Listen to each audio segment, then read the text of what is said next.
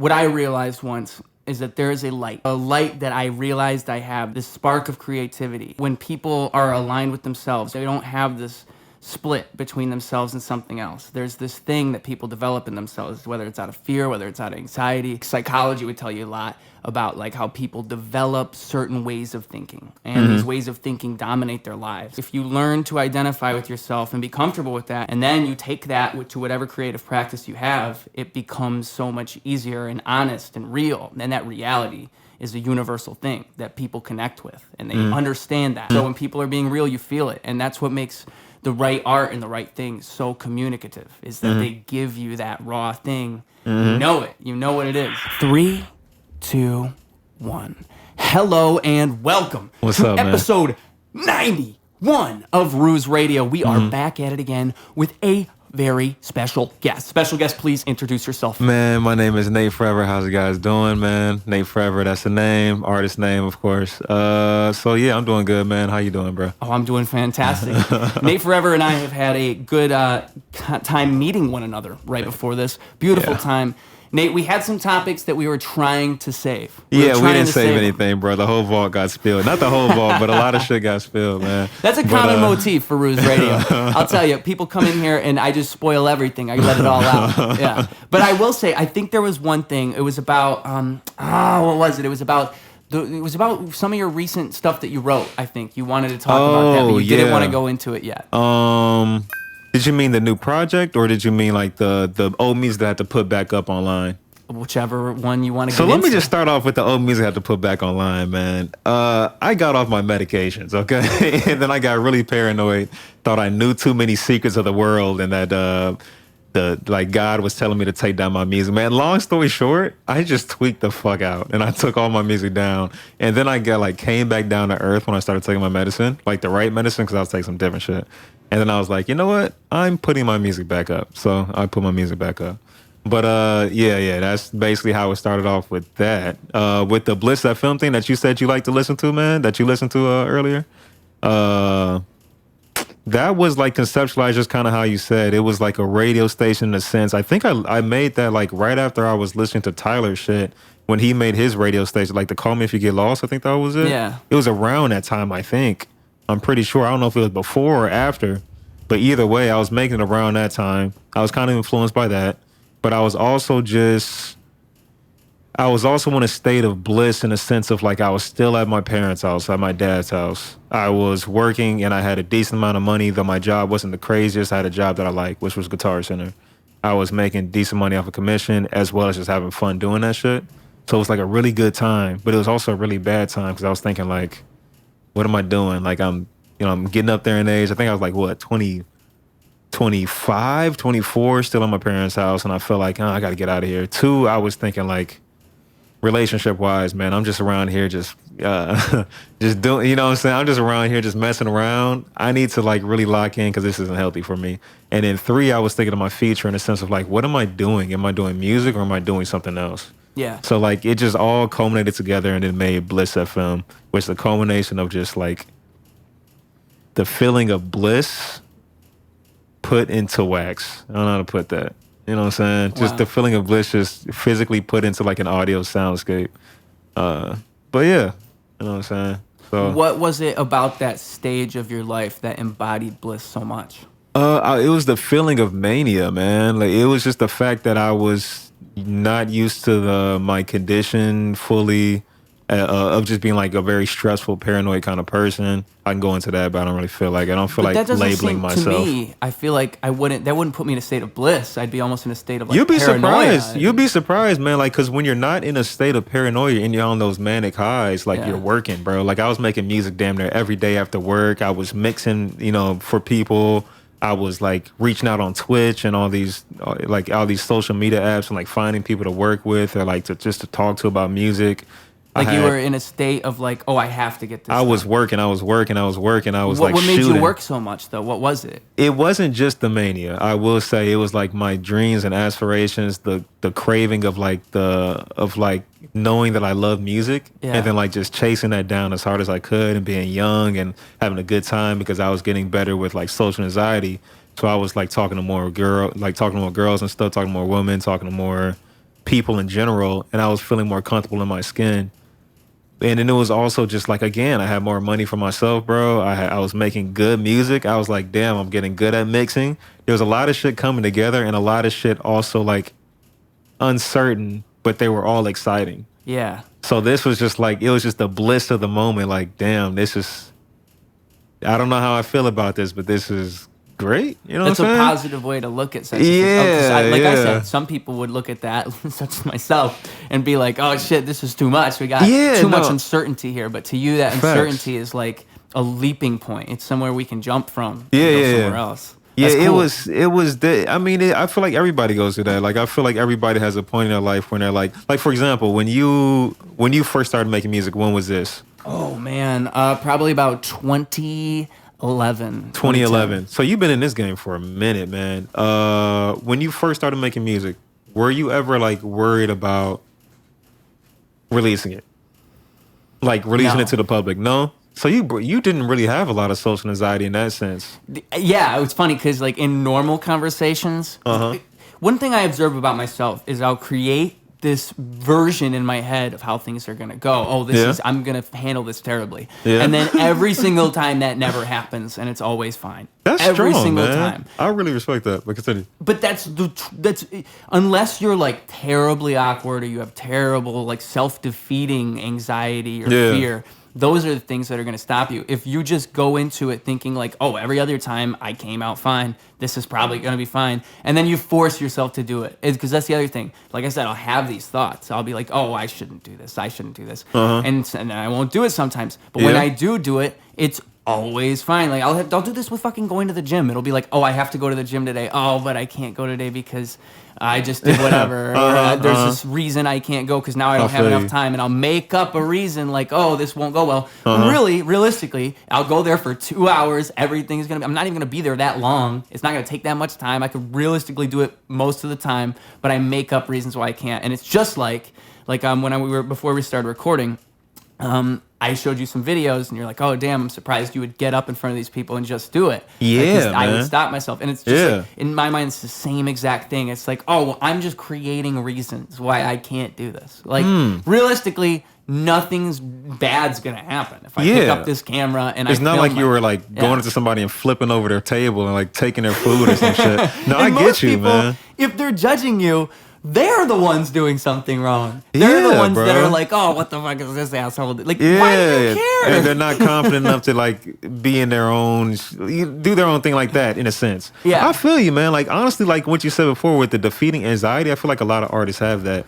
And it almost fuels their art. There's something about it that you can't even get rid of for a lot of people. That's the hard part. Man. I think I linger with that a little bit too. I'm not even going to say too much because I'm working past that. I've been like growing a lot. But just in general, man, just like, because when I first started making music, man, I was making music because I was like, damn, this is cool, but this is also something that's like therapy for me. Yes. I'm good at this. Wow, oh my God. Like, people might take me seriously. And then I was thinking like, oh, I should release this. But I was like, maybe I shouldn't. And I finally started, like you said, releasing it. And people were like, oh, that's kind of cool. Releasing more stuff. Oh, the reaction is the real part of it. That's the part that always gets me, is like, I'll write shit.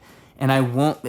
This occurred with us earlier when I showed you a song of mine, and you described what it meant to you, and it wasn't exactly what I could have ever come up with. And like, to me, that's what's so beautiful about it, because that's what you experience when you put your stuff out there. You have this version of what you made. You think it's this, but is it that? Yeah. Is it that if someone else looks at it and they get this whole thing from it that wasn't what you thought? That means it's more than what you thought it was. Yeah. And it could be so much.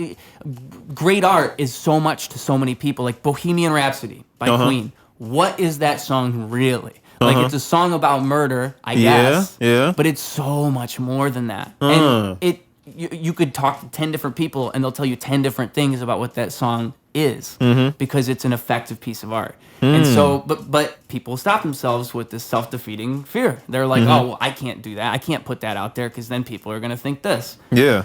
But what about those other people that think it's cool? What about those other people that it inspires them? And they're like, oh, this is like something I might make, or this is like the type of thing I identify with. Because that's the other side that people, everybody's all focused on the negative aspect of it. So the other part is that music is one of the most inspirational things. You're not lying, man. It's kind of like comedy. Like, it's an illuminating thing. I heard someone say once, all comedians wish they were musicians and all musicians wish they could be comedians. I think I've heard that too, man. And I think there's real truth to that. I think for a lot of things that a comedian can do, I would. But to be fair, I'm a musician in a sense of like, not professionally. Is that like a thing where it's only for the professionals that rule counts for? That's an interesting question. I would say it's all on a spectrum. Okay, well, that's fair. That's great. Because some people are like hardcore musician and some people are like bi-monthly musicians. I just make songs every now and then because I feel like it. Yeah, to me, it's like, if I don't make this work, it's all over. Yeah. No, I've always battled with coming back to that thought, man. If I don't make this work, I am fucked. Or it'll be like, man, come on, bro. I can get this, and then work on me. Then I'll go back to it. If I don't do this, bro, I'm fucked. But no, I feel you. And also feel on the comedian thing too, because I feel like there's a lot of aspects from a comedian that I'm like, I wish I could do that. I think it's like there's a similar philosophy is my theory on that. It's like, I respect comedy because it ventures into territory that is good. Comedy does it in a way where you're going somewhere and we don't know where we're going, but then it goes there and it's like that gets you unexpectedly. And that's like the beauty of it. And sometimes comedy is the best comedy can get at the truth of things, but do it in a way where it's like, oh, he's so right, but it's funny that he's pointing out that irony in the way that we all think. And I think like the ability to think that creatively is something that you need to be a masterful musician as well. It's that same type of like thinking outside of the box and not falling within this rigid category of like you're stuck in A to B. You can only answer the question the way it's supposed to be answered. You can't think of something different, That's cool, man. I never really thought past that. Do you watch a lot of comedians or listen to a lot of comedians? Yeah, I mean, dude, we're doing a podcast. I listen to a lot of podcasts, and it's dominated by comedians. Those are the people who really made podcasts makes sense. What they are. That makes sense. I don't listen to a lot of podcasts. I think the only ones that I might listen to right now are sometimes Danny Brown's. Sometimes he's a comedian in a way. He is. Sometimes Danny Brown's, sometimes Joe Budden's, but not usually the full one. Sometimes Lil Yachty's. So more so like music based ones, and they're not on like a really big basis. It's just more so because I don't really trust it. Like, don't get me wrong, like people are funny, man, but sometimes opinions be just kind of wild. Yeah. And also it's like a content game. So like I feel like the stuff I like. It's when people are being real, and we're just like, True. What we were doing before we started this is the same thing that we were doing now. Yeah. Like, we didn't switch up and start talking different and trying to do a podcast. You just kind of carry on a conversation. And I think there's a lot of people who are caught up in this idea, oh, there's a camera on me. This is going on YouTube. Gotta show out. Joe Budden, hardcore. Yeah. Joe Budden, he knows the game, and he's playing the game. He's smart. I will say he's smart. But to be fair, he has a lot of followers. Yeah, he makes a lot of content. He gets paid off of that. He does a lot of things with that. I mean, he knows if he goes on a rant about this, it's way different than if he just says, I don't know, it's all right. He's going to say, no, I can't believe that this went down. This is crazy. Sound effects. Doing all his fucking body maneuvers and content shit. Game, bro. Yeah, no, you're right. And in a way, I respect his hustle, all right? It's beautiful. But for me, I can enjoy it, but that's not what I would do. I just know I would do this. Yeah, and that's the beauty of it, I suppose. Okay.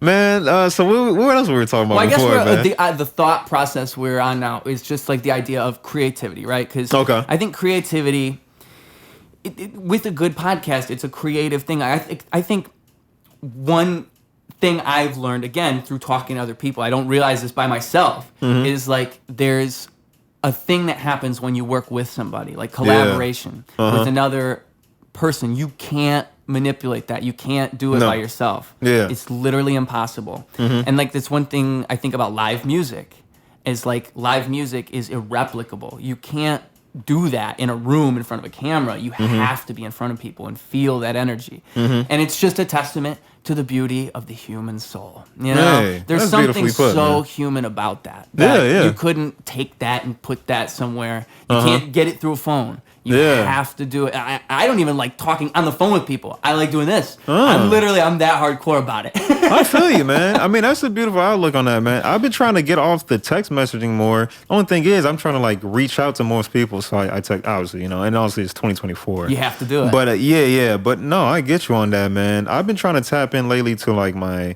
more spiritual as well as my more social side because I've been more so like an isolated person. Well, let me tell you, it's more than you, buddy. It's a lot of people. Yeah. So you're not alone in that isolation. Yeah, man. But let's cycle back to creativity before we go on that. If we build off from the ground to the, you know, to some like simple shit to build it up, we'll just go off of that. Let me start off with this question, man. In your personal perspective, man, do you think drugs are harmful or positive to creativity? Let's start off easy.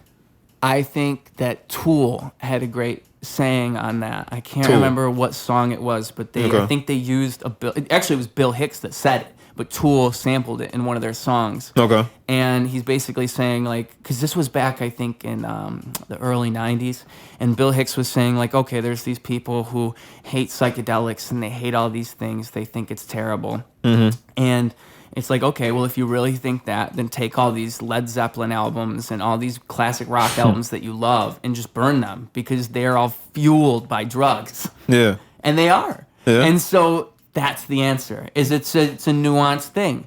There's not like a yes or no. It's like some people overdo it. They go too far in one direction, and then you end up creating art that's so self-indulgent. You were so much in this drug-induced fantasy that you make something that nobody can relate to. But then other people get so connected and so into that zone, maybe through the drugs. I mean, a lot of people I don't even really drink, but a lot of people will use alcohol to take a drink or two and they feel way better.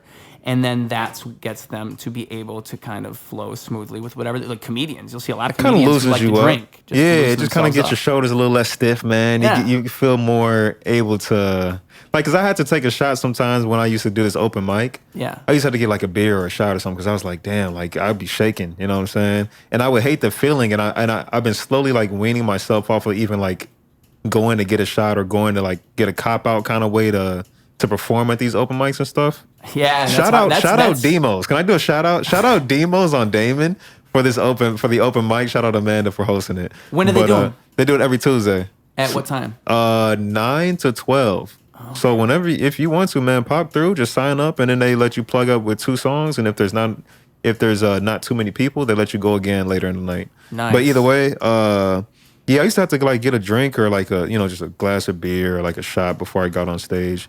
And then I realized if I keep doing that, man, it's just gonna be like any other vice, like any other. And I kind of want to like go up there, even if I'm shaking and shit, and just shake it off. You know what I'm saying? Yeah. So, but another thing I would ask about creativity, man, is when did you? Well, let me just say before we get off that What's topic, up? because I want to see the other part of it. Okay. If you don't use drugs, great for you. Like if you're not using drugs and you're still super creative, that's great. Like, there's no reason that you need to use them. I just think that like you can't denounce drug use and say it's not good for creativity because that's an outright lie. Facts. People who don't use drugs and are still creative, like good. There's no one should be urging them to do it. Yeah. No, I'm not peer pressuring do what people. you Like, want. look, if you want to be the next Playboy Cardi, man, you know what I'm saying? Just go pop some Zans. But if you don't and you want to do the complete opposite, good for you. Like, either way, I support that. Yeah. Okay. I just wanted to start it off on a simple one. I wanted to make sure I didn't just make it sound like drugs are cool. Oh, yeah. No, I think... if you just took everything else I said and I didn't say that disclaimer, it sounded like I'm saying, yeah, go do drugs. It's great for your music. I mean, hey, shout out Travis Scott. Drugs, you should try it. But either way, though... yeah, right. But, shout out fucking Led Zeppelin. What? You said you started in 2011? Yeah, right about there, yeah. What was that the first creative outlet that you had? Like, because for example, for me, I was writing when I was doing my first creative outlet. Like, I would write stories and shit, and I would like sell them in school and shit like that. And I was in like elementary school type shit. What was like your first introduction to like creativity? You think drawing? Was it? Well, the best thing I can think of is I would say I was a creative thinker beforehand. I think that was the first time I really had figured out where I could put that. Mm-hmm. But before that, there was a couple, like, I think there was an event that really influenced it, because I guess I can say two things. So the first one I can think of, and this is going way back, is like I was one of those kids that would have imaginary friends, and I had like about like 3 or 4 of them, and one was named Shoddy, there's one named Super Wyatt, and shit. Then Super Wyatt. Okay. Continue. And like I would say, like, you know, Northeast, Southwest, never eat Super Wyatt. That's a good way to remember it. Right? Okay. And this is like my 10-year-old brain coming up with this shit. Okay. And maybe probably younger than that, right? I can't remember. And then I feel like there's another name I'm forgetting. It said Shoddy though. Shoddy's the main one. And so I pretend these guys are showing up at my house, and I remember thinking in my kid brain, oh, I know they're not real. Like, this isn't real. I don't think they're real, but this is like, I'm play acting like they are real, and this is fun. And like, it's just funny how kids would do the craziest shit like that. You'd never do that as an adult. Did your parents put you through therapy? Like, somebody's fucking there. Did your parents put you through therapy over that? Or? No, they thought it was, whatever. Man, yeah. Hey, you'll be surprised, man. Some parents be like, oh, that person's possessed. And I think that's where creativity is killed, is in moments like that, where you're taught at an early age, don't go there, because those are the thought processes that really get you. Man. And if you get that early, for me, honestly, it was, my parents were like passive in the sense that they just kind of let me do whatever I want, but also it's not like they were like helicopter, but they were just kind of like cool. They weren't really all over it. I wouldn't say my parents were like perfect, like they made me follow all my creative urges and all that. They just didn't really do anything, and they just let me do whatever I wanted, basically. Yeah, and I think like as a kid, there's a certain thing about that allows someone to. There's a certain amount of freedom you have to give a kid. Yeah, makes sense. For anybody, just for their emotional development, and I was lucky enough to have the right amount, and so. I would say that, and then I remember I had an older cousin who he wanted to make videos. Like, he bought this camera. It was like some shitty camera. This is when YouTube was it like the blue one, when it was like a stick? I think it was. It might have been red, but it was. I feel like it was red.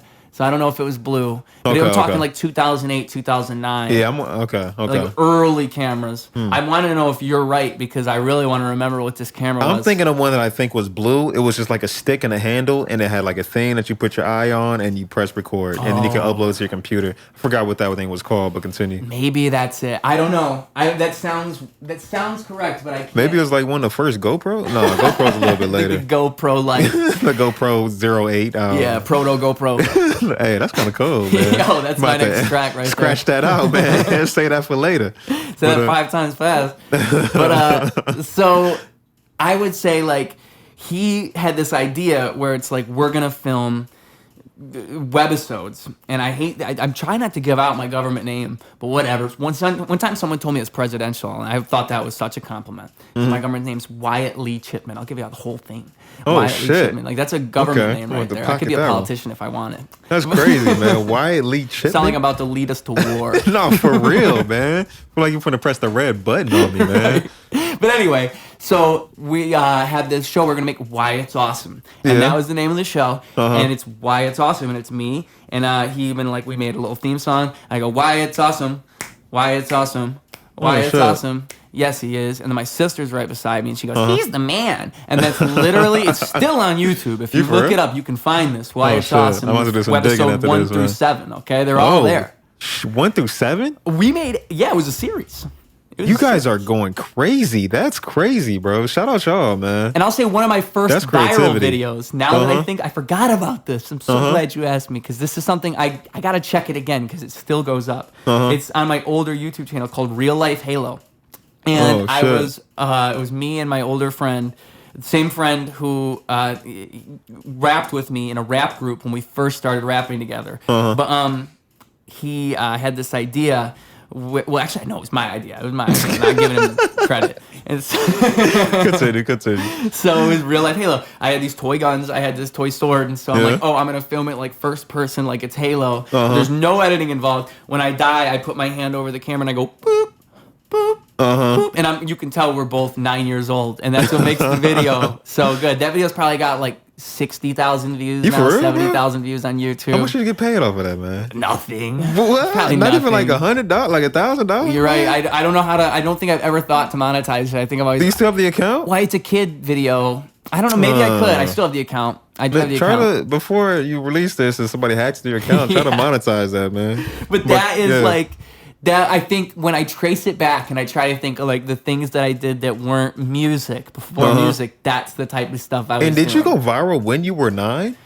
Were you guys in school like the talk of the town type shit? Oh shit! That's what's so funny about it is I looked later and I'm like, holy shit! What, bro? This video got 40,000 views. Like it had comments back then, but it wasn't. That was like, I guess viral's probably different back then too for YouTube. We're talking like 2009, 2010. True, viral true. then is like 100,000 views. So I don't know what it was at the moment.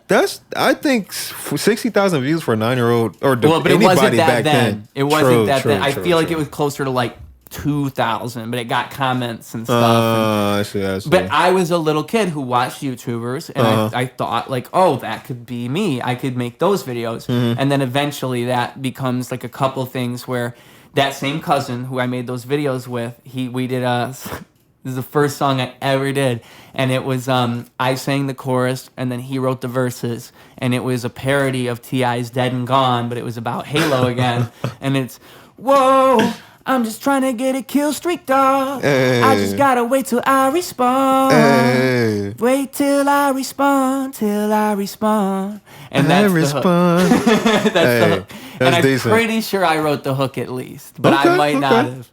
I probably did, because kill streaks aren't in Halo. So my 8-year-old they definitely brain, aren't. I had a PS, like the PlayStation all my life, so I never really was like a big Xbox person, but my friends had them, so that's the only reason why I even know about I'm that the opposite. shit. Gears I never of War, had a Halo. PlayStation. You for real? Even now? Like a 5? No. Oh, I had a shit, well. PS2. That was what I had. That was a classic. PS3 had free online though. How could you pass that up? I was young and I feel stupid. you. Everybody had an Xbox. That shit was definitely better on the Xbox 360. It's not the same anymore because the competition's not. completely different. Yeah, I think PS5 is technically on top of the town now. I just don't really be playing games as much as I used to. But what was I going to say? Well, we were on the thought of creativity and that whole the songs I made. That song, that my first song ever. That is what that was. I think musically, my first step into creativity musically, as in actually making something, was that Andre 3000 game on Cartoon Network where you could make beats. It was basically a DAW, except it had pre-recorded sounds. It was like a sampler library, and you could just arrange them. Yeah. And my brother got on it, and he made this crazy beat, and I was like, shit, I could do that. And so I got on there, and I tried to make shit. And also, I think that was a time when Odd Future was out, or maybe there was about to come out a little bit later, and then my brother started making beats on Fruity Loops.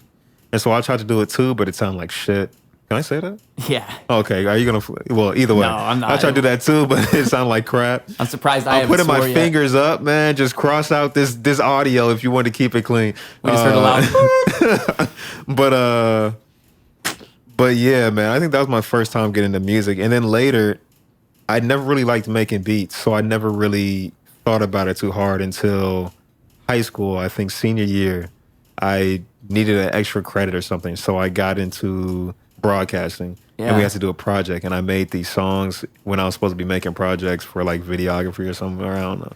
And it was just like I was just making music, and so I was just in class just making songs that kind of went viral in my school, but only were really like 1,000 or like 2,000 views. But they were just funny songs, man. It was like a song called Lean Queen.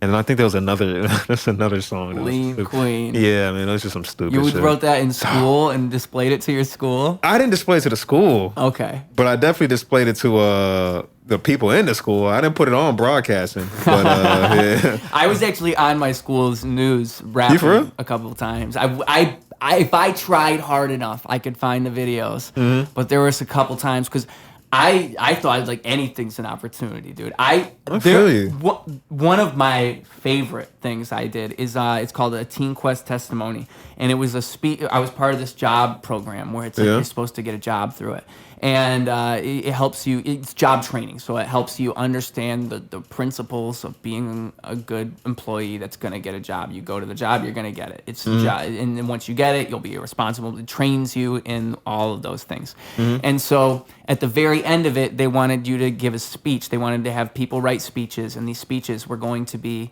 like what you would present at the ceremony, the graduation ceremony, where it's like 1,000 people there or more, and everybody's there, and they're all graduating. All these different groups that were in different schools are all meeting in one place, and they all get to graduate together, and that's what it is. And so within like 3 days, I had like a deadline to write this rap that was the speech. Like I was like, oh, okay, so I could write a rap as my speech and just go up there and blow everybody's minds. And that is exactly what happened. You for real? I remember like the day that I had to give it, like I had to give them the rap. Yeah. I had to finish writing it in the classroom before I'm about to go up. Like I'm like trying to write the last lines because I know like I got no more time. I gotta finish this. This is what I'm gonna present to these people. It has to be done. And so I'm like trying so hard to finish it right in time. And I did. I hit that deadline like literally by the minute. Okay. And the other part of it that was so,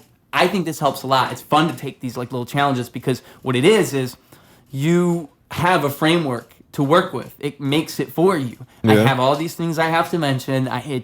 We already have the concept down. This is what it's going to be about. And because it's a cappella, I can do whatever I want. I'm not worried about a beat. I'm literally just going in. And it was called a TeenQuest Testimony is what the name was. And oh, shit. Oh, it's, bro. I got to stop. Oh, my God. I don't think I have the lyrics like in front of me. But if I had them, I would show you them because the whole thing... at the ceremony, there's like one recording, I don't know where it's at, and it's shitty quality. Is it not on YouTube? There is, well, there's videos of it on YouTube. Oh, okay. But what it is like there's one where I just uploaded myself rapping it by myself. There's another one that I uploaded where it's like the G card, the people who run the thing, it got such a positive response at the ceremony because is what I was going to say. Did they clip it? Thank God I went last, okay? Because if you had to go after me, I would have felt bad for you. That's crazy, bro. You shut it down, man. I swear to God. Bro, shout out that, man. I'll just be real, okay? We're talking about a group of, like, mostly urban people, okay? People that aren't from, like, white neighborhoods, all right? So they're going to like my rap. And these people are all in a job recruitment program, and they just went through all this bullshit, all this, like, boring-ass ceremony. And I'm just standing there. I'm waiting for it. I know when I go up there and I say this whole room is going to erupt. And then it does. They have to, like, tell people, no, stop, let them talk, because they're, like, trying to, like, hit their, like, make a tempo for me. Oh, that's crazy, bro.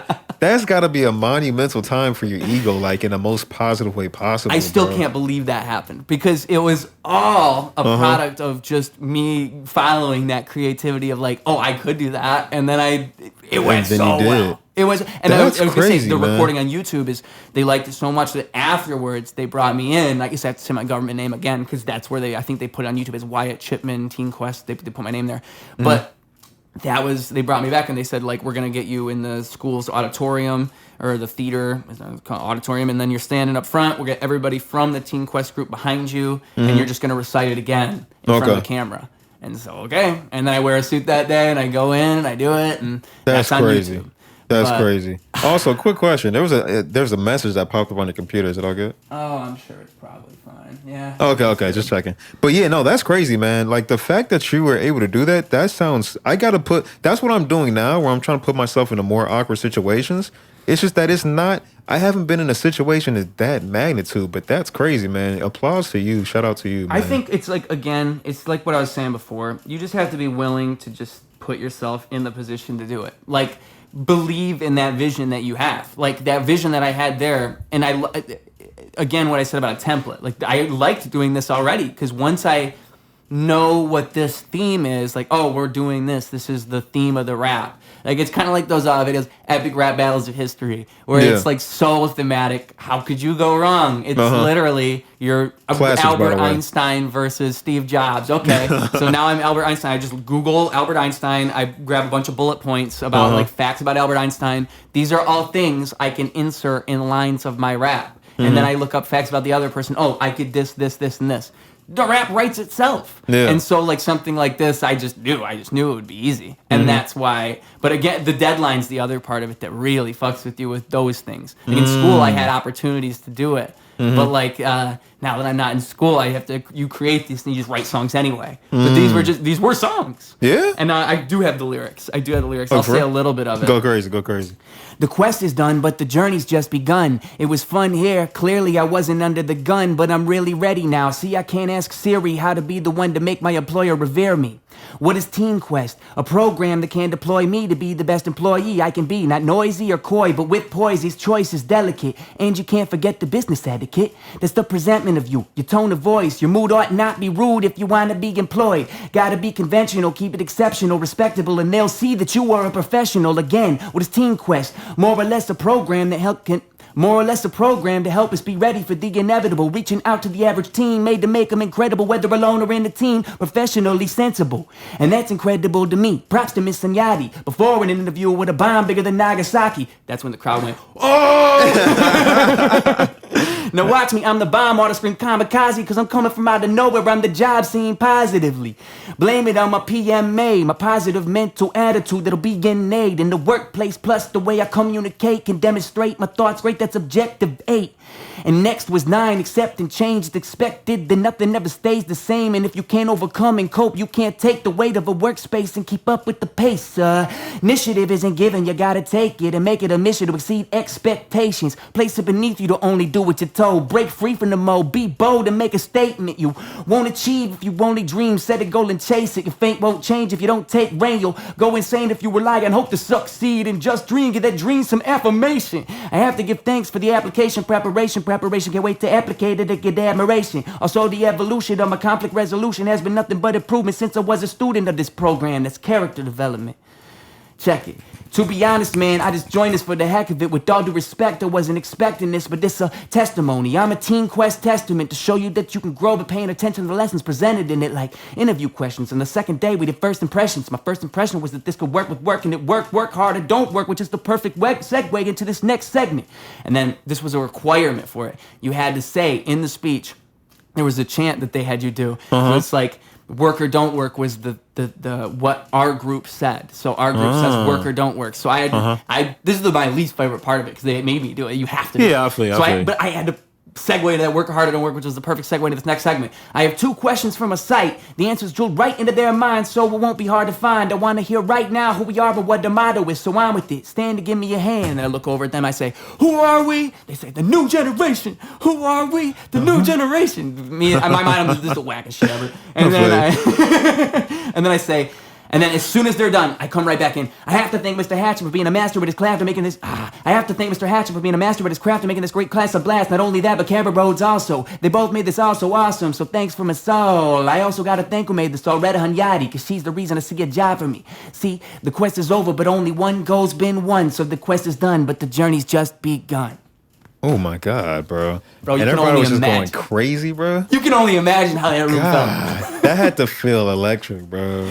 Because I had it. Crazy, I had it bro. right there. Yeah, I knew it. I knew I had that moment just waiting for me. That's crazy, man. Hey, shout out, man. For real, bro. Thank you. That's also just like man, just how you carry yourself too is a testament of just like how being true to yourself and just being like unapologetic, like you were saying before about Kendrick. Yes. Can benefit you because I can feel outwardly from your aura and your energy, man. I think Mac Miller did that man. too. I think like Mac, I'm trying to think of people who are like put themselves out there enough to where you can get a good feel of their personality. Because I think Kendrick does it so well in his music, you don't even have to see that much of him. You just know it. Yeah. Because you don't really see too much of him outside of like, I guess like a performance or like a music video or something like that. Or he doesn't really do interviews. Yeah, but you can tell just by his music that, well, at least hopefully, because I guess you'll never know because he doesn't put himself out there too much. But you can tell by his music. Yeah, but don't live long enough to see your heroes become the villains and everything. But he seemed like a genuine him. You know what I'm saying? Like you seem like a genuine him. Like when you rap, you seem like a genuine you. I hope when I rap, I seem like a genuine me as well. The thing is, I know myself in person is a little bit more laid back, so it kind of is also it's a battle with that sometimes. Thinking like, I wonder how I'm perceived, but then the I wonder how I'm perceived is usually negative. Folks, we're back. We had a little technical difficulty, but whatever. I mean, we were on this. Basically, what I remember saying when we lost it was like, what I realized once is that there is a light. Mm-hmm. There's a light that I realized I have, this certain part of this spark of creativity. And I think that when people are aligned with themselves, when they don't have this split between themselves and something else. There's this thing that people develop in themselves, whether it's out of fear, whether it's out of anxiety. I mean, I think psychology would tell you a lot about like how people develop certain ways of thinking, and these ways of thinking dominate their lives. And the best confirmation of that is observe your own behavior and certain ways you think about things, and like realize, oh, that's like a pattern I created at one point, and I just have this, and anybody can do that. And I think that like there's a certain thing where if you learn to identify with yourself and be comfortable with that, and it's a constant practice, you have to know how to do it to be identifying with yourself, and then you become comfortable with it, and then you take that to whatever creative practice you have. It becomes so much easier and honest and real, and that reality is a universal thing that people connect with, and they understand that they you know what real is. There's, even if some people are more easily fooled than other people, and they could maybe swerve in one direction and they get misdirected, there's still some part of them that knows what real is, because we all do. It's part of our intuition, and that intuition's part of an evolutionary biology of 10,000 years. Like, there's you know what the right thing is. Somewhere in you, you know. And so when people are being real, you feel it. And that's what makes the right art and the right thing so communicative, is that they give you that raw thing. You know it. You know what it is. And that's why I firmly believe I'd be amazed if AI manages to do that. That right there, to be able to give you what a human can give you, a human soul with all of that. Thousands and thousands of years of like people, you know, it's not just one life. It's all of that builds up to what you are. So I think it's just such an interesting thing. That's kind of like something my brother says, man, with the AI thing. But also, especially, another thing my brother said that reminded me of something you just did, bro. Since the audio just went out, as we said before, you just said the same thing again, better. I know. So, but the thing my brother says is like, if you do a take and can't do it again, you might as well didn't do the first take. I'm amazed I said it that good just now. That was good as that, bro. That was nice. I like that, man. That was very concise. It was very clear. Because I didn't even say beautiful. the same thing. Really, is what I first said. I said it even more concise, bro. Like that was beautifully well put, bro. And I respect that, man. And I somehow recapped basically everything else, bro. Because we just kind of went in that direction. Yeah. Thank you, sir. Because I don't know how the fuck I just did that one. You just went crazy, man. I think I would have been lost and lost. Usually I just go, I'm like, all right, we've lost that. Let's go somewhere else. No, but that was a good point to make, though, man. Honestly, bro. I mean, I know it's cliche, but being yourself as well as like understanding yourself is really big things when being a human. It's natural, but it just feels painful. Yeah, and I think that it's only natural for you to have that pain. Like, that's also part of being human. Like, there's nothing wrong with that. But like I said, it's the identification of it. Like, that's why I don't like therapy, because I think I put myself through therapy. But no, I feel the same way. I think a lot of people would benefit from it, and maybe even I would, because the point is, it's showing you things that you can't see in yourself. Like, it's supposed to show you your own patterns that you can't help to see. Because you're blind to it. They're your patterns. Yeah. And like, you know, I have different strokes for different folks. I feel you. I would say you. certain psychedelic experiences might take me places that help me to do achieve the same means. Yeah. But I wouldn't recommend that to everybody. No, but yeah, I definitely think that not. like there's something that I like about going through it myself and finding it myself and knowing that I identified it. That was what I was doing wrong. But even then, like, dude, not everybody has that wherewithal, battle. though. Wherewithal? Yeah, that's a nice word, man. Wow, wherewithal. Wherewithal. You see that? You hear that, people? No, but I don't know. This guy's smart. Hey, well, 2.4 GPA high school. Yeah, you must be smart.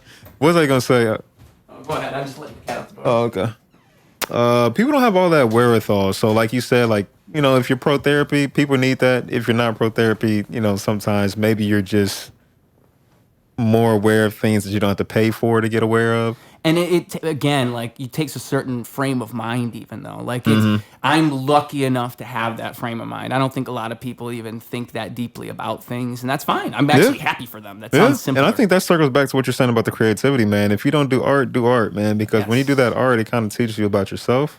Naturally. As well as if you're doing art, and I know this is probably like the wrong term to say, but the right way, because I think there's a wrong way to do art. I personally do. What is the wrong way? I think the wrong way is just like microwave art that isn't at all what you want to be creating. It's more so what you hear is good. Yeah. I think there's a fine line between that. And I say that really loosely because there's not really a wrong or right way to make art. It's just that I feel like sometimes, like, making a certain thing might build up a certain ego that isn't necessarily what you align with, like you're saying. I think it can be dangerous. I think everybody's impressionable. It can be dangerous. The reason I call myself Ruse, the reason I ever made for it, I mean, there's an original story that's like it just happened to be the name, but the reason that I made and the reason it is ultimately why I kept it is because everything is a ruse in a sense, and you could say that everything is this false reality that you inflict upon the thing in order to make sense of the thing. Yeah. And that's what I thought when I made this my name in like 2012, 2013. I just recently found out that's what like philosophers have said too. It's like, oh, you don't see real reality. You see your version of reality. Yeah, and that's yeah. how we get to modern psychology and all of this too. It's like the idea of like even your dreams meaning something. That's your brain and the way you perceive reality on a completely subjective level. Like your brain is going through a process on your subconscious level that Yeah. you can actually experience there. And just the amount of subconscious things going on. And so with something like that, of course you develop a version of yourself that's emanating through this. That's why I think social media is so strange, because it's not you. It's a different version of you on a phone that Yeah, I feel you. it might even be more real than the you, because you spend more time being this you than the other you. It's crazy. I see what you're saying. But it's the same thing with like, oh, I got to be a rapper. I got to fill this role because that's what people expect. When people hear I'm a rapper, the way I talk, they never expect I'm going to be a rapper. So it's always so funny when I like show them a rap of mine, because they are always The same thing like, happened to me when you showed surprised. me, man. Yeah. I think it was just so. I didn't expect you to come out so like confidently, as well as have the there you go again. Wherewithal. Oh, we dropped have it the twice. have the ability to like really tap into a sound that wasn't just static. I don't know how to put And there's that. a whole lot of static. And that's not people's fault. It's just that they, Oh, yeah. I don't think they're in touch with that intuitive thing so much. And so they're doing, like you're saying, they're like trying to represent something more so than just be themselves. Yeah. They're Well, trying maybe they just too got hard. comfortable into a certain thing that is them, but like, you know. And that's another thing I feel like with social media, it encourages that. And that's a sad thing about it, is like people will pop off with one type of piece of art. And then they think, oh, well, I just have to make this again and again and again. Yeah. And then social media tells them that's the right thing, because if that's your video that goes viral, it goes viral over and over and over. Oh, I guess I got to be that rapper. Oh, I guess I got to make those videos. Yeah. And that's so against my idea of what music is. Like when you made that super good song, you were following something that like nobody else knew. You hit it, and that's what made people like it so much. But it's not about replicating that. It's about replicating that creativity that you had when you made that. And it just drives you crazy, because like everybody's like this. Like everybody gets one type of sound that goes off, and then they don't, other than the few that really do know how to change up their sound and really reshape themselves. And those are the people that shape culture. Like Mac Miller was doing that before he died. He was really changing. Rest in peace, his sound. Mac, man. That was a goat, man. But I just think there's something so interesting about that, about the fact that you can put yourself into things, and most people don't know how. Most people don't know, and that even myself to an extent, I have to practice it in different ways, because I just know how to do it with music so well. I feel you. But you know, like I'm like an autistic with the music. I'll tell you, I'm deep there. I'm deep in there. I can do the music perfectly, all right? But I don't know what other parts of my brain got holes in them. I can't tell you. I feel you, man. It feels like that for me some days too, man. It feels like, you know, like socially, and you know what I'm saying, 60. Let's say we had like a, you know, NBA 2K, you know what I'm saying, like stats and shit. I got certain stats for a lot of aspects in my life, socially, discipline wise, music wise. I feel like music wise, I am like the genius who was in detention all the time, but when he got out of school, he had like a business or something. You know, like I'm really good at music. I know I'm good at music. I don't have to have people tell me I'm good at music now in my stage of my life. Like I know that I can make good art. It's just that I don't know where I was going with this. Huh? That's the end of that. Well, but yeah, you know that about yourself, and that's the important thing. Is like if you have that confidence, because I think ultimately it boils down to like, it surprises me to even hear people say the fact like, oh, that like you, because what you're saying, what you have been saying about like, oh, the fact that you can have that confidence and that you come off that way. It's just in my mind, I'm not even doing that. I'm No, I not understand. even, that's what's so crazy That's about why it I to me. applaud you, man. It's so I'm natural. literally just doing it. Yeah. And like, you know, the reason I always respect Joe Rogan as a podcaster is that's what makes him so good as a podcaster. He might not know everything about everything. Yeah. And he might not be the smartest person in the entire world. And he identifies that. He says that. But it's his humanity that comes across with his guests. And that's what pulls their personalities out of them. And that's why people want to go on his show. It's not that like he has this thing that like he's just that good of a conversationalist because he's that much of a human. Like he really pulls it off, the human part. And I identify with that when I see it. I'm like, oh my God, that's the thing I do that other people don't do because it's a hard skill to have. It's not normal. Like when I can never text people when I'm around other people. I'm so distracted. Like if I were to use my phone, I can only use it for like 2 seconds. I would miss phone calls if I hung out with people. Like just how I am because I'm so with that person. I can't be away from that person, and that's a genuine skill. Thank you, sir. So, and I think that's what does that. I think that's what comes through. I think that's all the same thing as what we're talking about. It's like that being comfortable and I just happen to have that. And I've noticed that before I didn't really know. And that's a superpower, you remind man. me. You remind me as you say these things because it is a superpower. Yeah, man. Yeah. Especially in this time, bro. Like, think about it. People, like, TikTok is the way that we consume. And it's, like I said, it's a very follower-centric thing. I think people fall into that pattern without even realizing they're doing it. But like you said before, too, like even at the simplest, like people don't really focus that much. Yeah. And yeah. Yeah. So to be. Yeah, that was before the podcast, but just those tiny 3 second attention spans. Oh, yeah. I should have mentioned it. That was before the podcast. I just thought about it. Yeah. But it's just like natural connection is like different, man. I had a friend who was really big on not being on her phone and stuff like that. And it's more so just like connecting. Yeah, but like I've known like my dad was in tech when I was growing up and my mom was a teacher. I guess my mom doesn't really have to do too much with it besides like learning on a computer or something. But when I was growing up, man, I was always around some technology, man. So like being like my face in a phone, I had to pull myself from that because I understand like that's not the best thing for my mind mentally as well as like for me socially or any way, shape or form besides marketing or, messaging somebody, I guess, a few times. But still, yeah. I just realized just now I had this epiphany. That's literally it's Pandora's box. It's literally Pandora's box. Having a phone because you have everything at your fingertips, literally everything. But that's actually bad. That's what the story tells you is it's not actually good to have everything right there. I could literally order. I could get a car sent to me. I can buy a car.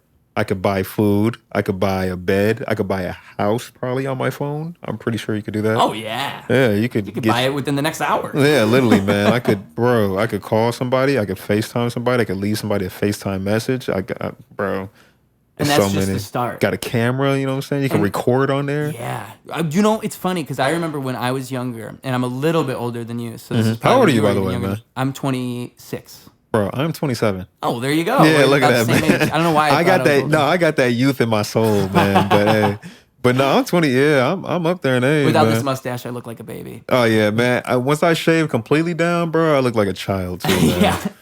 But I remember when phones came along, and, or like not phones, but when picture phones were like becoming videos on phones. I remember seeing this in commercials and being like, "Whoa, like the future's gonna be crazy." Yeah. And I was like 10. We hadn't even started yet, and I'm looking at video phones, thinking this is wild. I can only imagine how people older than me feel because I'm not even that far on the scale. I talk to my uncle all the time, man. He's in his 70s. He's like, yeah, this stuff is crazy, man. You know what I'm saying? He was like, we just go into the future, and he uses Starbucks apps and everything, iPhone, everything.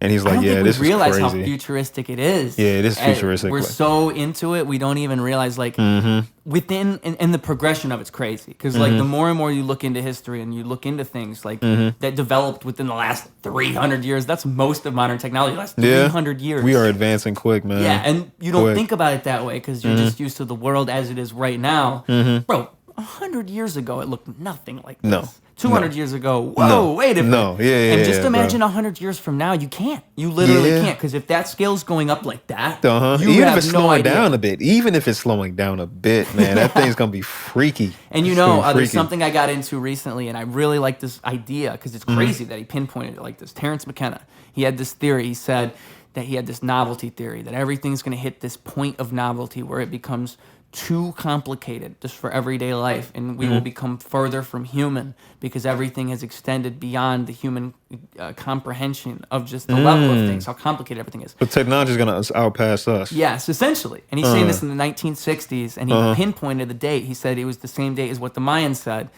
in the year 2012. That's what he came to. And it's just crazy because when I really think about it, when everything really goes crazy politically and everyone really starts turning on a head, it's about around there. And then it just keeps getting more and more crazy. And that's where we're at right now. It's just going to get crazier. I guarantee there's no way you stop that train without something wild happening. And Man. We're not on a good trajectory. I just look at human life and the way that we do things, and I'm thinking like, bro, Yeah, no, we're about to be definitely aliens in 5 years. Yeah, bro, we are tweaking. I'd be thinking about that a lot, man. Honestly, I also have you watched that show, the three body?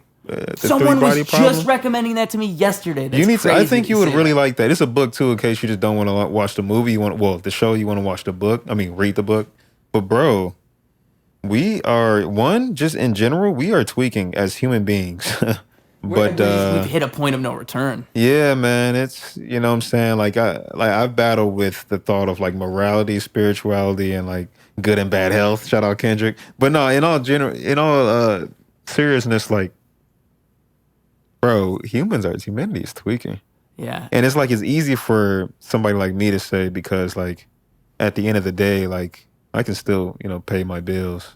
I can still go to my parents' house. What I told you about the book, Brave New World. What I said before the podcast started, what that story is really about is it tells you this future where everybody's just comfortable. And that's why they're complacent with the way things are, because it's all comfortable. Oh, well, I can pay my bills. I can do the things I need to do. And so why would I really want to change anything? And I think that's a lot of people. Most people aren't absorbed with politics. Most people don't even spend that much time thinking about it because they don't got time for that. They got other lives to live. Yeah. Those of us that are stuck with it, it's like we're maniacs. Yeah. Like if you think about politics a lot, you're a little crazy. Yeah, no, definitely. And I'm one of those people. I spend too much time on it. I'm not the biggest with politics. I try to get more into it just to like educate myself on the big elections and stuff like that. But yeah, I'm not. It's just one of those things where it's, like you said, humanity's tweaking, and it managed to find a way to become like one of those points where you can't say this, you can't say that without everybody going crazy. And like everybody misses the point of like most of us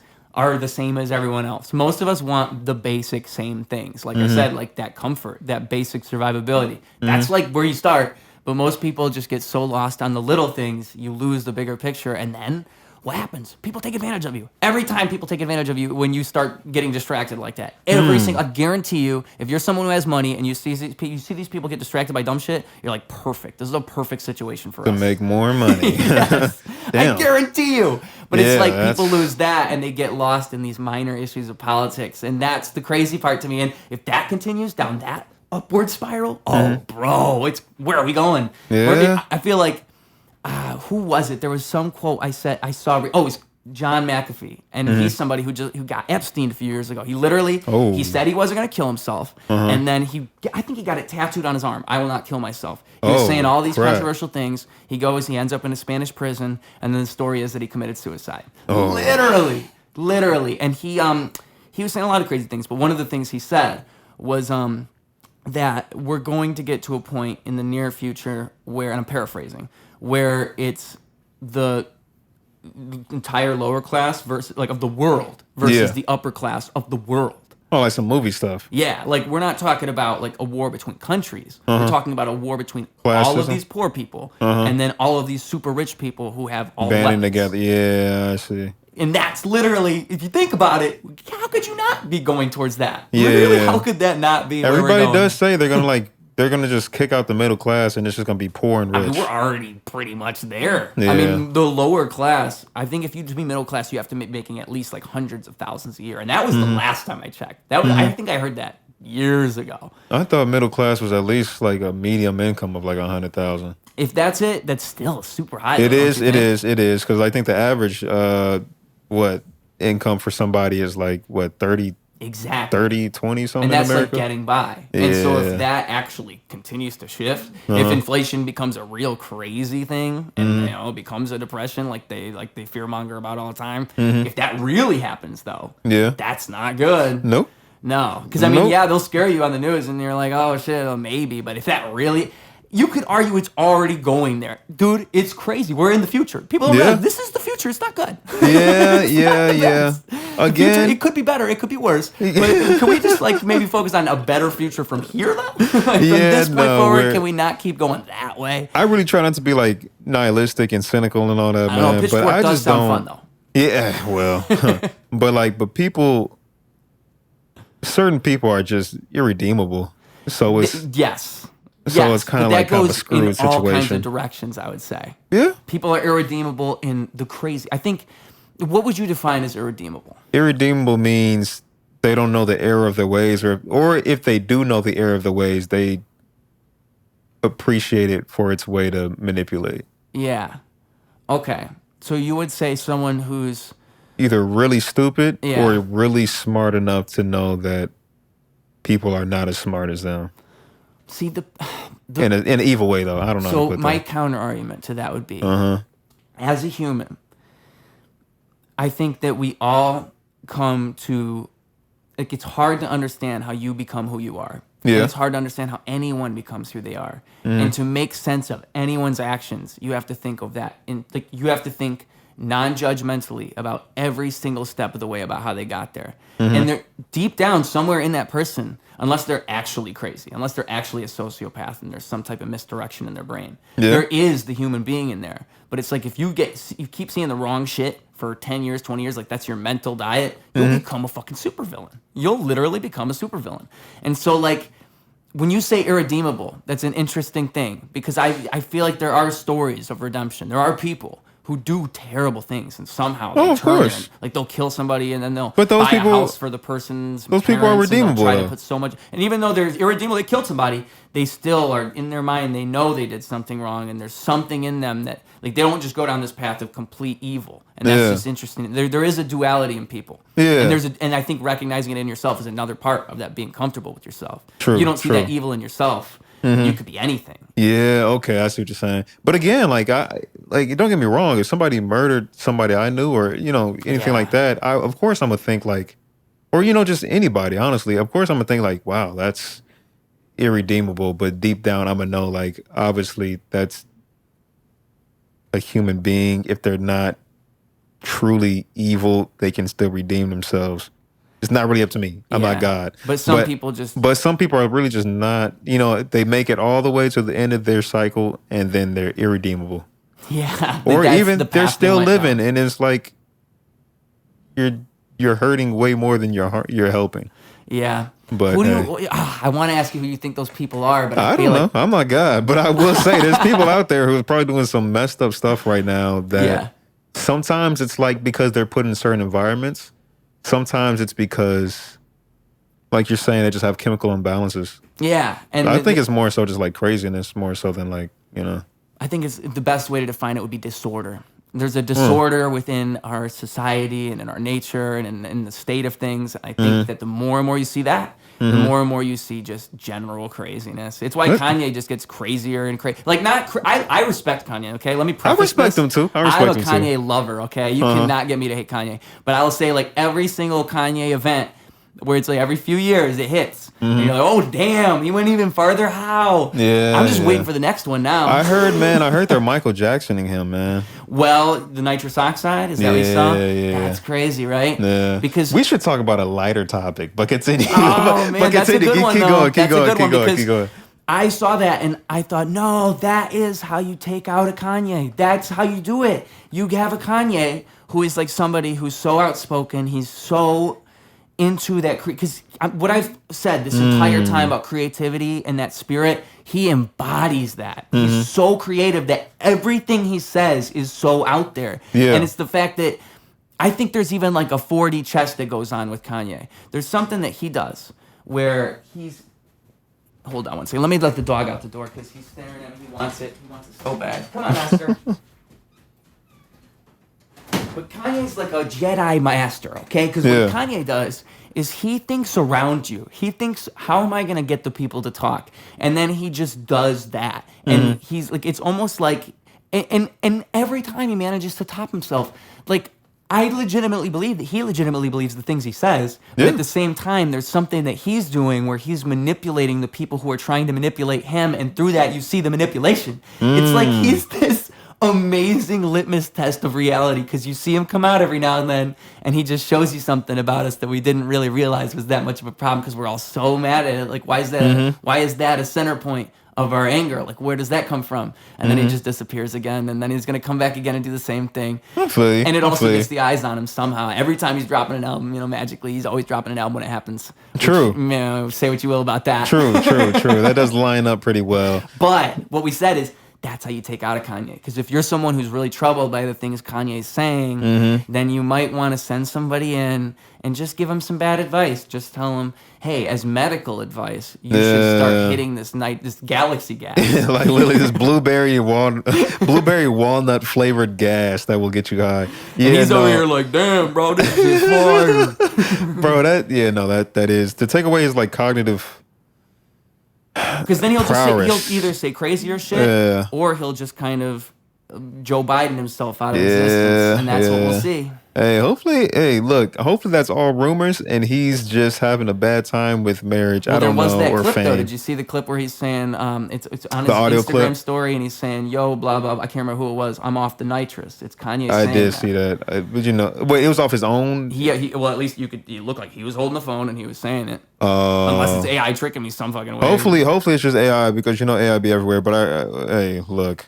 The thing is, it sounds plausible. That's what's so frustrating that's the thing. about it. Yeah, I'm pretty sure that's what's happening. And if you look at Vultures, because someone was connecting it to Vultures, saying that's why it was kind of a rushed finish, and it's not like Kanye's other work. Oh. And you think about it, if Kanye's not as involved in the music and he's kind of just off here doing this other shit, it's still crazy that he's dropping all this material. Yeah. But if it's less involved, that would explain it. Makes sense. Definitely makes sense. Makes sense. But it's just so sad to actually consider. If that's really true, bro, it's fucking Kanye. Yeah. He's literally... I mean, that's one of the closest things to Michael Jackson next to Drake.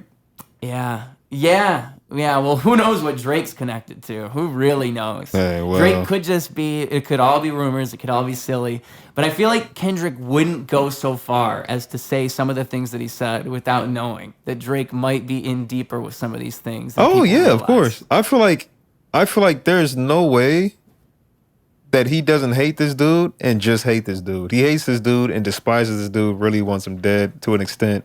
Something must have happened that triggered him so much. Some type of knowledge. Yeah. And I hate to be conspiratorial about such a thing, because I try to be as politically correct with rappers as I can. Like, I want to talk to any, if Drake want to be on the podcast, I'd have him on. I would. No, please. But like, why would Kendrick go so far? And then like Drake's got these little things, but you go down that rabbit hole and you see all this stupid shit. Like, I swear to God, Twitter, you could literally believe anything if you scroll on Twitter. It's actually crazy. Yeah. So who really knows? Exactly, man. But it's fun to think about. Yeah, it is. And then it gets dark, and then it gets gloomy. And then it's like, now I don't even want to listen to y'all two anymore right now, man. So I took a break from both of them. I'm not going to lie. Yeah. When that Kendrick album dropped, though, I will be back. But, oh, my God. That's going to be a masterpiece. Bro, oh, my God. I mean, you don't even have to know anything about it. You just have to know it's going to be good, because it's going to be good. You can't be Kendrick and make something bad. I hate to be such a fanboy. I just can't see he's crazy, man. I understand to an extent why people don't like him, because he's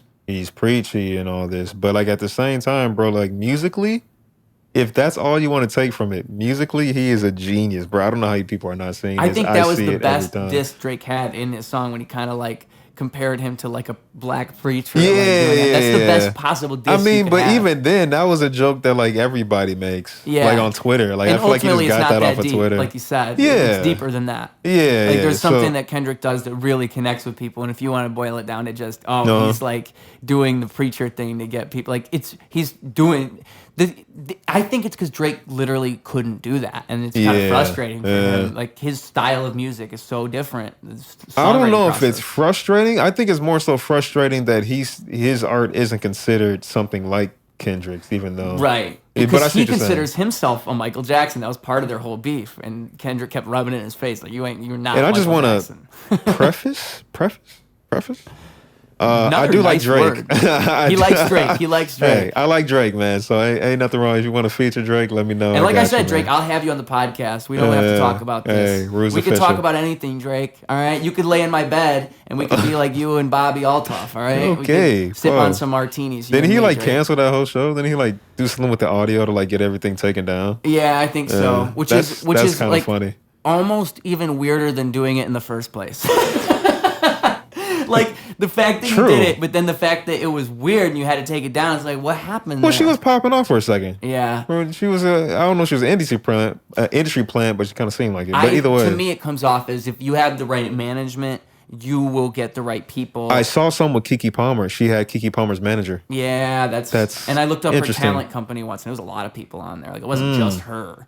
So of course, if you're the person going viral, you can't go out there and say, "Oh, it's actually my talent company hooking me up with all these people." You'll just make it sound like, "Oh, I'm just like you guys. I just made a couple videos." That's smart. That makes sense actually. I never really thought about that, but it's like, why would I ruin my bag just because you hate me right now? Yeah. I'm going viral. And dude, And I can't do truth this all is, by myself. One golden nugget, one popular guest would blow a show like this up. That's Yeah. what she did. She just If managed Drake to pull came that in off here, from the bro, he'd start. have like 500 million views in like a week or something. Yeah, I'm like trying to that, think bro. of the first big guest she had. It was really fast. It was like big guests right away. But it was that's why people say the industry. It was that Marco dude, right? Was it Funny Marco or was it somebody he was else? the first big one. Yeah, it Oh, might have okay. been. I mean, Rick Glassman was her first ever guest, which is actually the guy I just showed you in that Harry Mack clip we watched. Oh, you for the dude who's that's the one who walked out on the podcast, right? On her podcast? Yeah. If it was the very first episode, maybe. But Okay. that's when she was kind of copying something that he's done Uh-huh. and something, and it's not even really, it's funny because I think I've seen recent clips, she doesn't even do it anymore. Now she's herself. That's and good. I think it's because she wasn't super confident in the character enough to continue it because she'd rather be herself than do this like. But they were basically have to telling be her an this is asshole to working. everybody. Literally, yeah. And So they were it would saying probably this be is working. exhausting. Like, oh my god, I'm making Michael Cera, but I have to treat him like shit. Yeah, that would be wild. I just couldn't do that. I understand now why they were saying she was trying to copy Funny Marco's thing because he was kind of standoffish and like mean, but he For would him, back down it's- easily. yeah. It was like a joke. And it's his whole thing. Yeah. Yeah. Yeah. And that works and it's fun, but at the same time, like unless you're super committed to the bit like he is, you can't do that forever. No, definitely not. Definitely He's not. really committed. Yeah, no, that might just be him. That might just be his humor. You know Yeah, what I'm he might have saying? made that face so many times that it's like stuck on him, and he's Yeah, like, I better literally. make this a thing.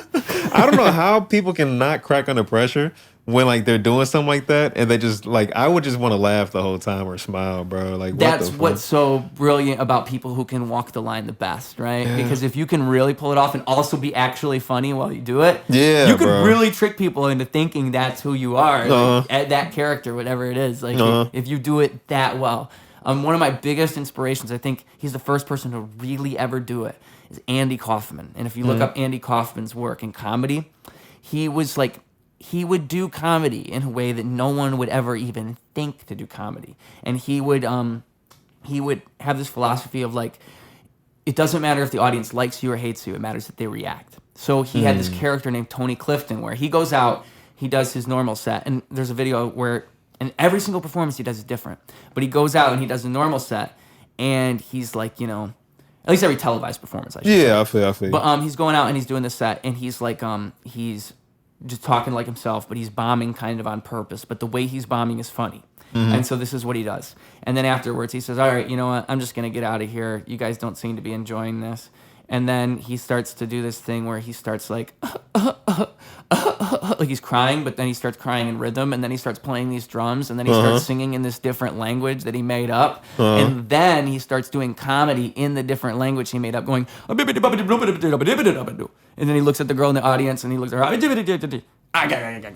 he does this whole thing, but it sounds stupid, but it all lands because of the way that he does it. And he walks this line of performance that really makes you think about the art that he's even working. Like, you're thinking beyond comedy because he's thinking beyond comedy. And then he leaves, and then he has this character named Tony Clifton who's an asshole, and he just comes out and he's a dick to the audience. And you know it's him, but he's pretending he's not him. And then he comes out and he's like rude, and he just sings shitty lounge music, and that's the whole character. That's literally it.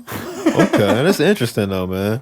And then he had this thing with professional wrestling where he came out and said, I want to fight girls. I want girls to fight me. Literally. That's kind of funny. Literally, that's what he did. He would just go because he wanted to be the bad guy. So he'd go out and say, any girl, I'll fight any girl. They're weak. They can't beat me. I know they can't. Just say the meanest thing. And there's something like Kanye, where it's like he's highlighting something in people. It's so genius. Yeah. You don't even it taps on something you can't even really put your finger on because it's so creative. And that's why he's an inspiration. I think Andy Kaufman, and that's that Jim Carrey documentary I mentioned. He played Andy Kaufman in a movie, and that's what the documentary is about, because he did the Andy Kaufman method and became Andy Kaufman and pretended he was Andy Kaufman for a few months. So that's what the documentary is about. Just like Andy Kaufman would do, because he used to play on this show, and he would go on the show, and he'd pretend to be his other... Was that documentary like kind of recent? The one, the Andy Kaufman one? No, I think it was like 2 10 years? years ago. Oh, never mind. Okay. Yeah, but there's probably a new one. Okay. He's a super interesting guy. I should watch more of his stuff all the time. I forget how great he is, and I'll watch it like, oh my God. Oh my God. Another thing he did, I'll say before.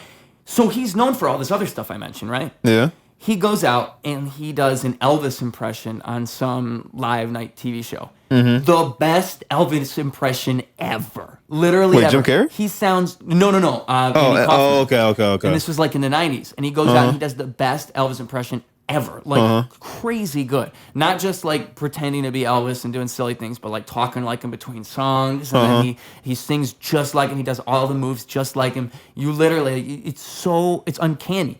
And then... a few years later, when Elvis died or something like that, he came and he did it more because the first time was kind of a joke. The second time he comes back and does it as an Elvis like tribute. And he's Elvis again, but that time he's a little more somber about it. But it's like so crazy because again, he's transcending the art. It's that Ruse thing I was saying. Like he's making you think about the role that he has. He's not just a comedian. He's not just this. He's something bigger than that. Like there's something so cool about it. That's interesting, man.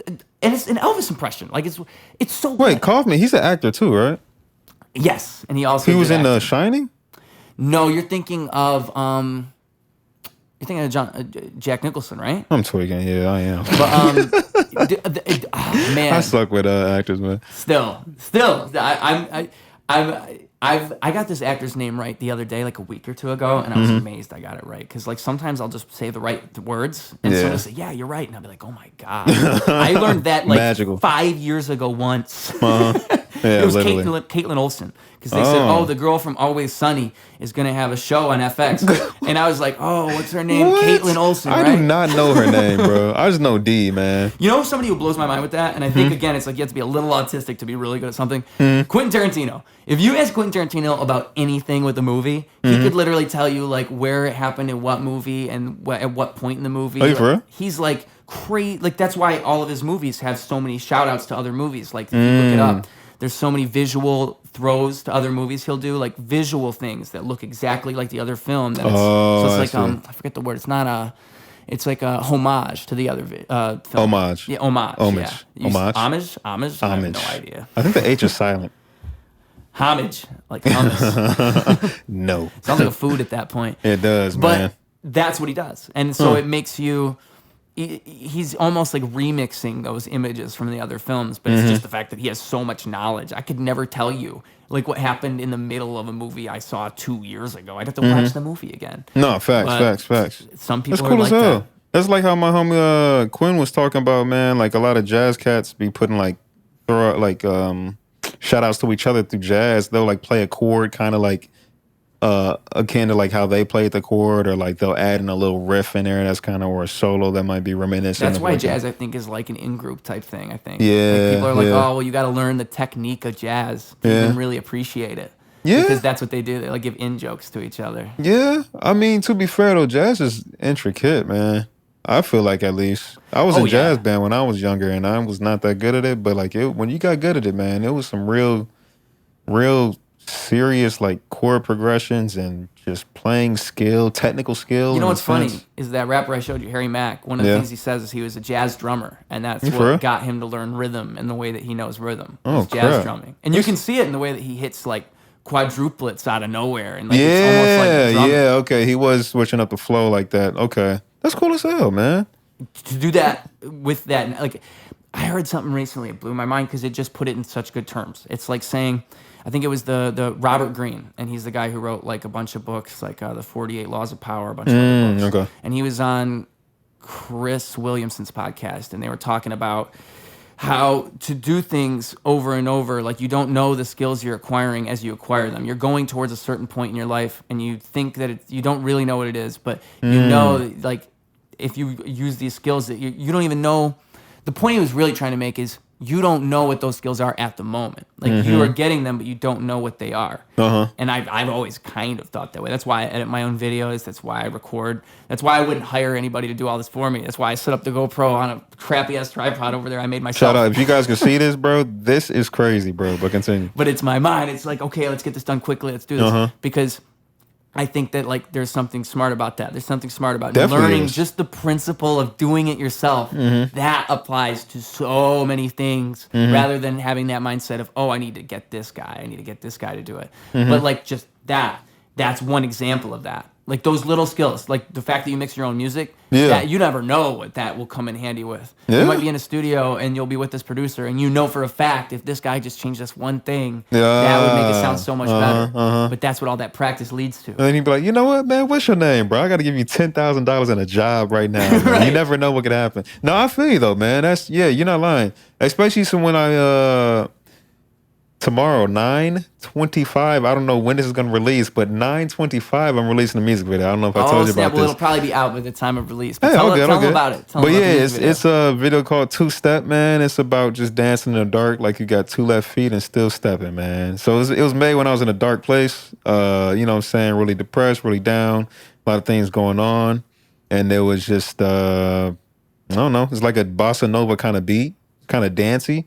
So it's kind of like dancing out of that depression a little bit, in a sense, without sounding too corny. You just got to check it out to see how it is, man. I guess you can leave a link in the bio, I guess, or something like that. I think we could. Can we? And Do you do like effects like, hey, put like a explosion right here, put explosion right here. Insert the sound effects. yeah. But Joe yeah. Budden podcast. Hey. I was trying to do the little kid voice, but I bailed out. I can't do it. But what was I gonna say? Oh yeah. Just like editing that video, bro.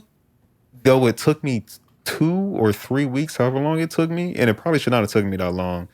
But it was on my phone and kept crashing, like I said. Either way, from editing that video taught me so much about editing that I could hop on a computer and do it easier than I ever could. Yeah. Yes, it like really translates. So you're right about that. I also noticed that Buddha up there, man. Are you Buddhist? Are you practicing Buddhist techniques or You anything know like what that? blows my mind What's is so I recently got into books and I hadn't done this for a long time. And like just because like in my brain I can learn anything from the internet. I got everything like that. Okay. I just recently realized like reading books is not that. Reading books is like, for one, you get the information straight from the source. Whatever that person is, they're giving it straight to you, and they're giving it to you in long form. The other part of it breaking is, it down. Yeah, and it's like a big segment of their brain they're just giving away. And so that's an experience you can't really replicate. The other part of it is when I read, it's so much different than when I listen. I can't even, I do not process information the same way, and I know this. It's like if I hear someone say something on a podcast or on a YouTube video, if I do it in person, it's different. I'll probably remember way more what you said than what I saw on a video. But if I read it, it's like a personal experience with myself. I have to process it. That's what I'm doing. I'm reading it. So there's no like, oh, I'm doing this while I listen to this. It's all right there right now. And I think that's the immediacy of it that's completely different. But I say all that to say, the first book I really read was the Zen Buddhism book. And I realized, oh my God, this is how I've always thought about everything put into words. And I recognize that there are some flaws to it. I think that ultimately there's a balance. But the fact that they put the pin in this idea that, again, it's like what the philosophers were saying, that nothing is as it seems. What a ruse is, Nothing is what it really seems to be. It's all just this false representation of something, and you've created this construct of reality. And what the Buddhists say is they say that's what yin and yang is. It's this logic. It's this part of you that needs to separate everything into this dualistic way of thinking. Whereas if you separate yourself from that and you look at it all as the whole, the yin and the yang together in the circle, that's the unity of everything. That's the true reality. And that's where you find Satori and that feeling of, what's the word? I want to say transcendence, but that's not the word I'm looking for.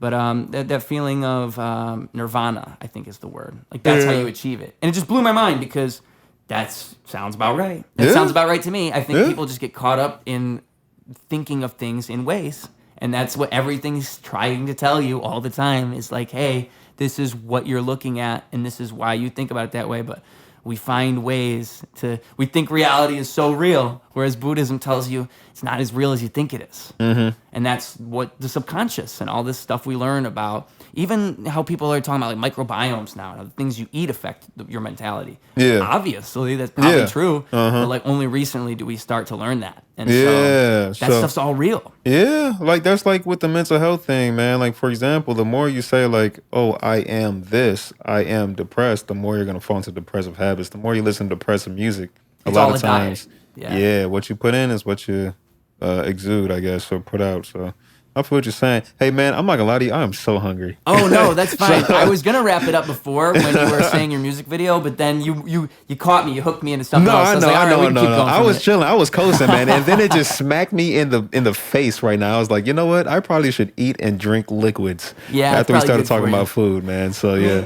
On the video here, I'm trying to see. So on video, we did about an hour and a half, but in reality, we've done about 4 hours. You guys didn't see the rest of it. But honestly, man, it was really nice to meet you. I'm glad you came through because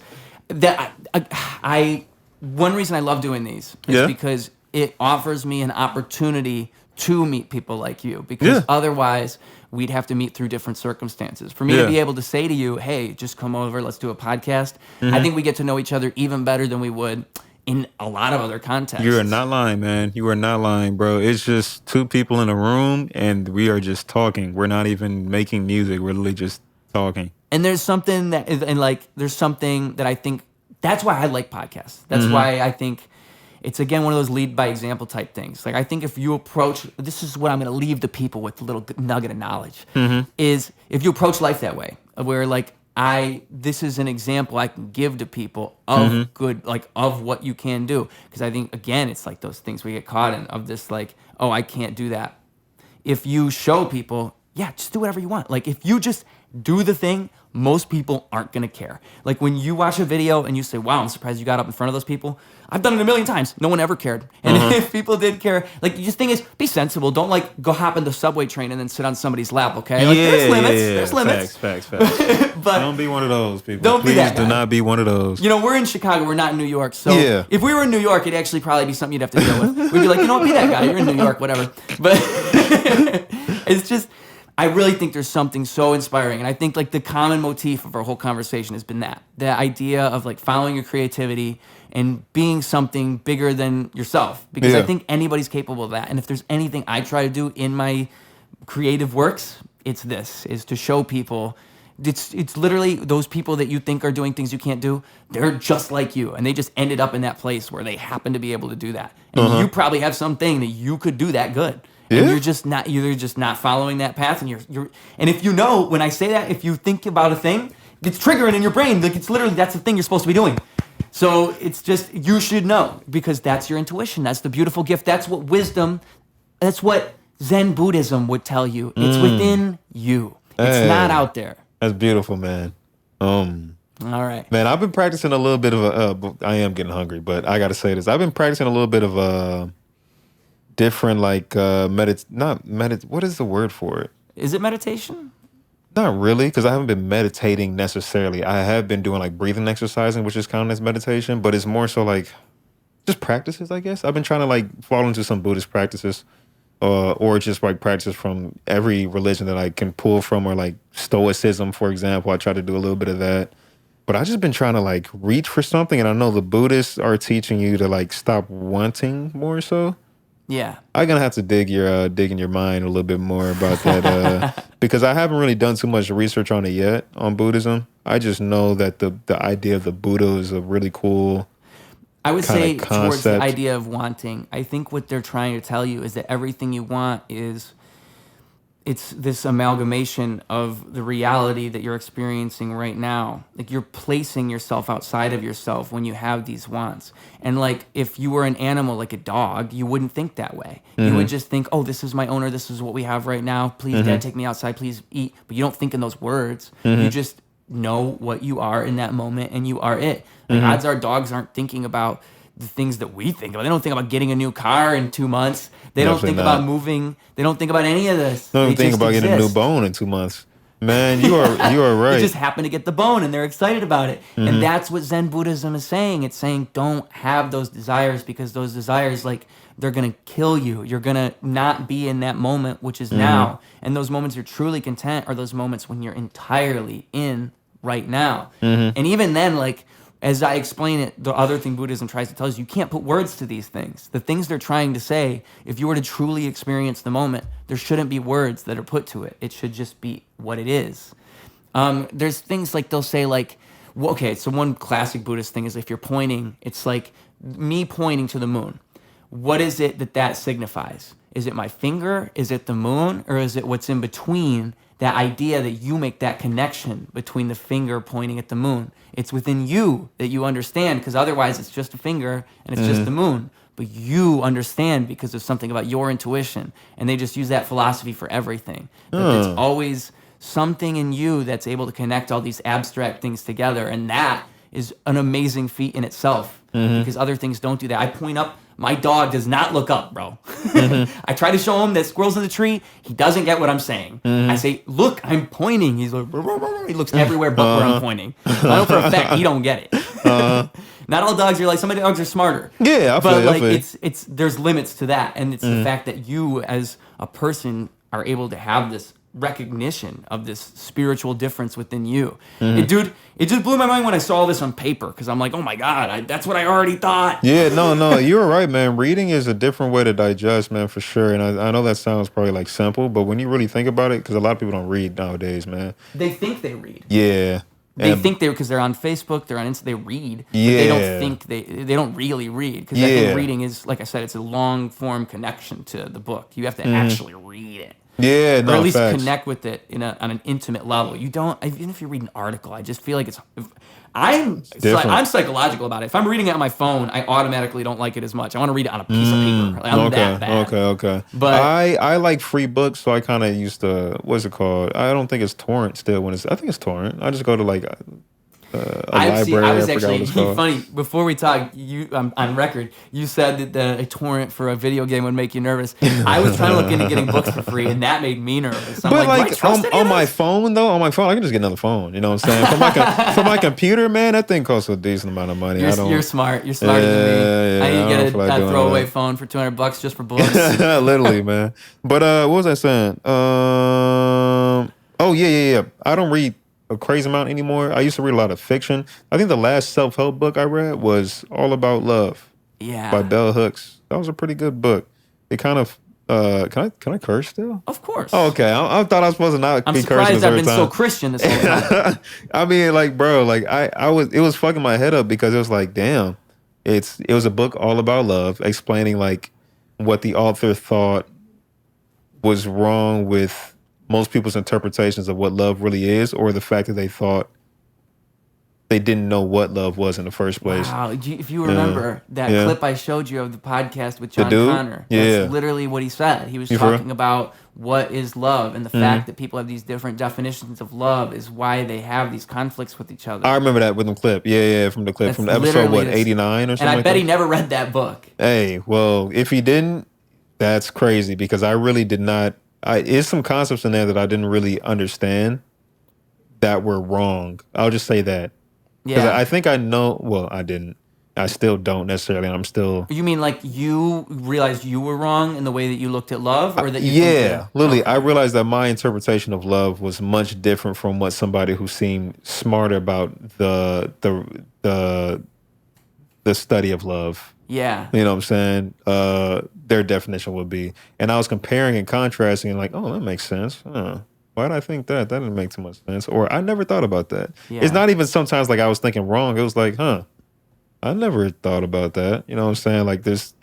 So yeah, no, definitely books it definitely decent. I know you was talking about more so on like a digesting way, but like getting it from the source is big. I like that type of book because that's smart to dissect it that type of way. Because even back to what I was saying, look, with the way that the great thing that the very first philosopher really gave us, Socrates, he said like to question the way you look at things, and that's how you get to a deeper level. To say what is this? So to say what is love, literally to ask that question is how you get to that deeper level, and that understanding, that greater understanding that you're saying you have now, is that you did learn more about what love could be. And I think if we're gonna wrap it up, if we're really gonna wrap it up, I'll give him another one. Okay. I'll say like the best thing you could possibly do if you want to have a better life, a better understanding with the people around you, is don't look at them as this other thing. Look at them as, ask why you feel that way about them. Like, where did you get to that conclusion? How did they get to that conclusion? And what is this thing to me? And that thought process can lead you so many different ways than just thinking they're different. That's cool. I gotta start. I always think to ask within myself. I'm gonna start like asking like,